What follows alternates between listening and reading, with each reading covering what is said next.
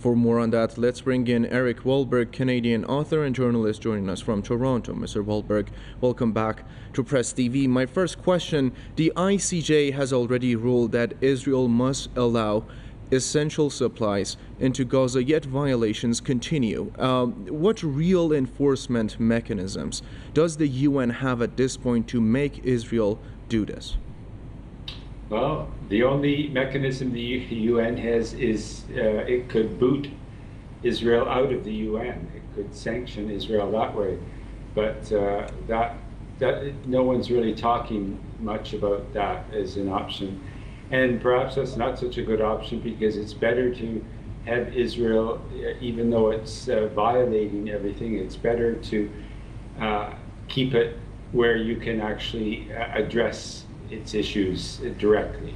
So that's really the limit that the UN has. But I'm impressed with Trump's. It seems to be online. He seems to be serious about this ceasefire after Israel's bad boy, naughty little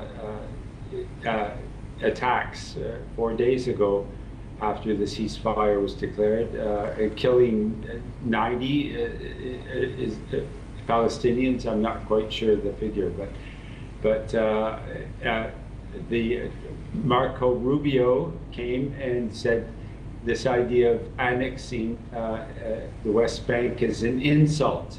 He is one of the biggest pro-Israel members of Trump's team, and so that's quite a good sign coming from him.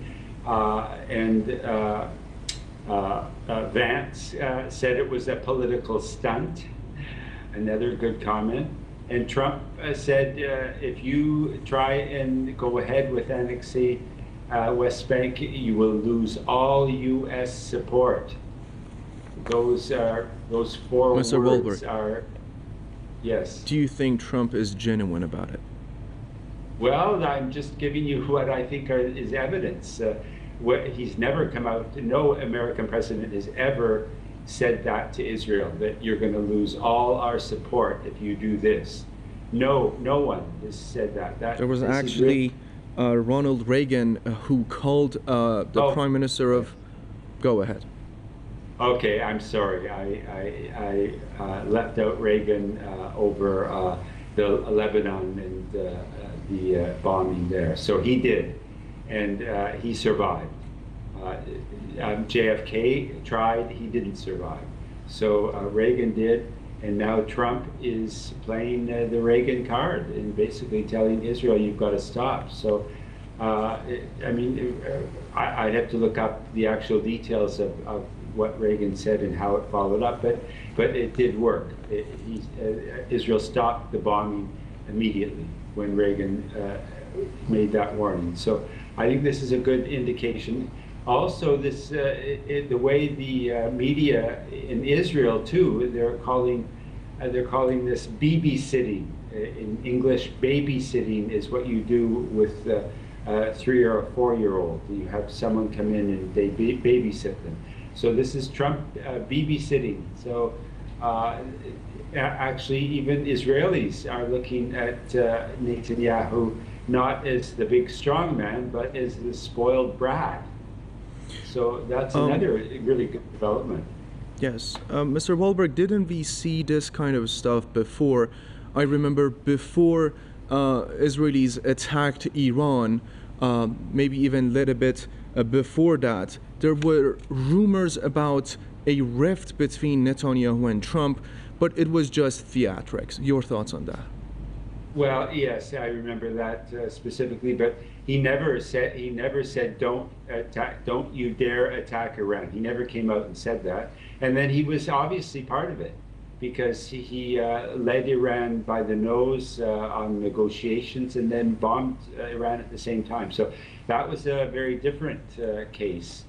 I think, and sadly, he's playing on world opinion, because Palestine has captured the world's imagination now and sympathy. Unfortunately, our Western propaganda has still left Iran as a kind of isolated character in world opinion. It's very sad that Iran suffers from that negative Hezbollah. It's Yes. it's basically Israeli-inspired propaganda, and that is still part of Trump's agenda, is to be bad, to be angry, or be anti-Palestine. The U.S. has never forgiven Iran for the hostage incident. That's sadly still in the Regarding back. the annexation of the occupied West Bank, Mr. Walberg, we have to discuss Donald Trump's psychology here. In his first term, he was one of the biggest advocates of the Israelis annexing the occupied West Bank. Suddenly, it's not all right. I wanted your opinion on that, to take Trump at face value in what he is saying. Well, yes, but in the meantime, the Emir of Qatar gave Trump a $400 million airplane, and Trump is very cozy with MBS in Saudi land, and he's very close to the UAE. So, and it was really the Israeli attack on Qatar that turned Trump against Israel at this point. You're right, who knows what Trump's going to do in the future, but he really wants this Abraham Accord. And it's interesting that Smotrich actually thumbed his nose at MBS and laughed at. He said, "We don't care about Saudi. We don't really need to negotiate." Or so it's interesting that there is a real rift there in Israel over. There's those that really want to have peace with their neighbors. Yes. And there are the Smotriches that want to destroy the whole neighborhood. So I don't think Trump is on the side of the Smotriches here. So I think we have to wait and see. But in terms of the Abraham Accords and the Arab Muslims nations, Trump is working with them. He likes Sisi too, my favorite dictator. So it's just at this point we still Mr. have Walberg. Iran isn't being brought into from the cold. That's the only element. But let's get back to the topic at hand here. Volker Turk said aid delivery should be the first step towards peace.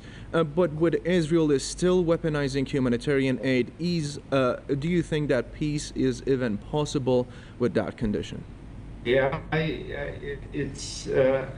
Trump hasn't come out and said, get the aid trucks in. He hasn't made that kind of statement. So you're right that it's still a starvation tactic that the U.S. is still supporting, because Netanyahu keeps holding back on the aid, won't open the Rafah corridor. I mean, these are things that Trump should be addressing too. But I guess, yeah, you're right. We have to just keep the pressure. And this is where the UN, of course, Trump really he despises the UN, but the UN is very strong on this point. It's got Israel is a member of the UN, and it's got to obey the UN resolutions. Of course, it doesn't.